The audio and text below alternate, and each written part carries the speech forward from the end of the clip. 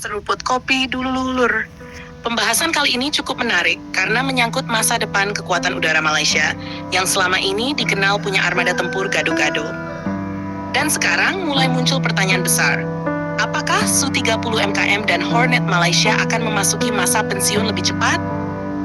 Kalau melihat kondisi saat ini, memang ada tantangan besar yang dihadapi Angkatan Udara Malaysia.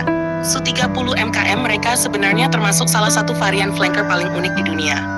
Secara kemampuan manuver sangat hebat, radar kuat, dan bisa membawa banyak rudal. Tapi masalahnya bukan di performa tempur. Masalah utamanya ada di logistik dan integrasi sistem. Pesawat ini sejak awal memang dibuat campuran banyak negara, badan dan mesin dari Rusia, sistem avionik sebagian dari Prancis, ada juga komponen dari Afrika Selatan dan India. Dulu, konsep seperti ini dianggap menarik karena Malaysia ingin mendapatkan teknologi terbaik dari berbagai negara, sekaligus tanpa terlalu bergantung pada satu blok. Hasilnya memang terlihat canggih di atas kertas. Tapi ketika usia pesawat mulai tua, masalah baru muncul. Karena setiap komponen berasal dari negara berbeda, maka proses perawatan dan upgrade jadi sangat rumit. Belum lagi hubungan geopolitik dunia sekarang berubah drastis. Kalau satu negara terkena sanksi atau menghentikan dukungan, maka rantai logistik langsung terganggu. Inilah yang sekarang mulai terasa pada banyak operator alutsista Rusia di dunia. Su-30 MKM Malaysia sebenarnya masih bisa terbang dan masih berbahaya dalam pertempuran udara.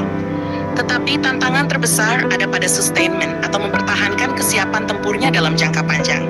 Bayangkan saja, mesin Rusia membutuhkan dukungan Rusia. Radar dan avionik butuh dukungan Eropa. Sistem targeting juga berasal dari vendor berbeda. Jadi ketika ingin upgrade besar-besaran, semua sistem harus kompatibel satu sama lain. Itu mahal, rumit, dan butuh dukungan pabrikan asli.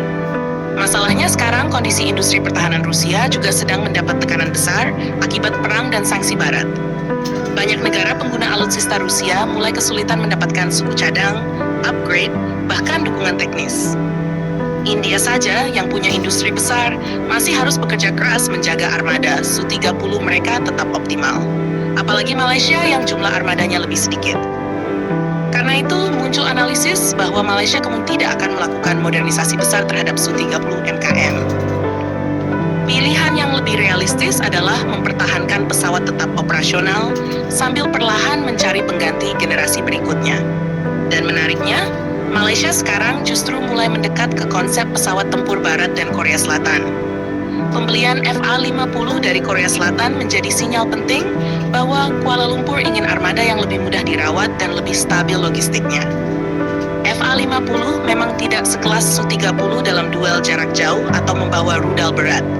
Tapi biaya operasionalnya jauh lebih murah dan dukungan industrinya lebih jelas. Sekarang kita masuk ke Hornet Malaysia. Malaysia masih mengoperasikan FA-18 Hornet buatan Amerika Serikat. Pesawat ini sebenarnya terkenal tangguh dan masih dipakai banyak negara. Tetapi ada satu masalah besar, usia. Hornet Malaysia termasuk generasi lama. Dan memang benar, lini produksi Hornet klasik sudah lama berhenti. Sekarang Boeing fokus ke Super Hornet dan proyek generasi baru. Artinya apa?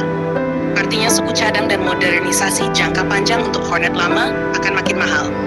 Memang Amerika masih bisa menyediakan spare part selama beberapa tahun ke depan, tetapi biaya mempertahankan pesawat tua biasanya terus naik.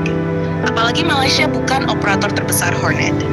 Jadi prioritas dukungan tentu berbeda dibanding Amerika atau Australia dulu.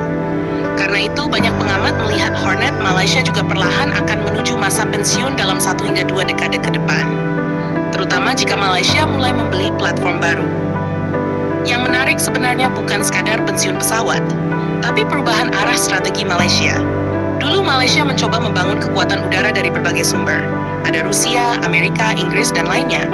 Tujuannya supaya tidak bergantung pada satu negara. Tetapi sekarang justru muncul efek samping besar.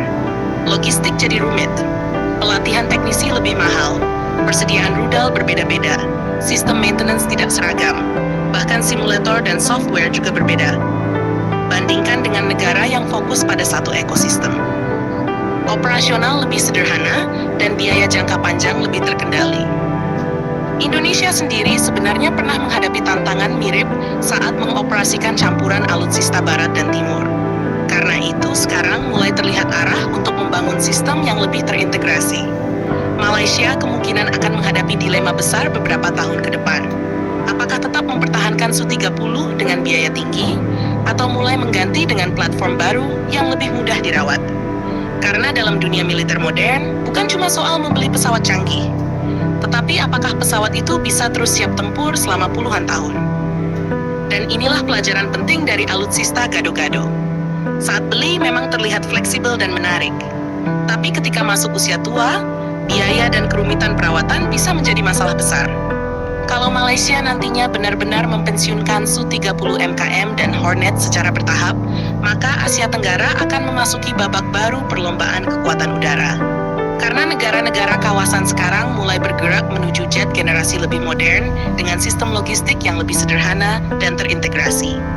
Jangan lupa subscribe, like, dan komen di bawah sambil ngopi.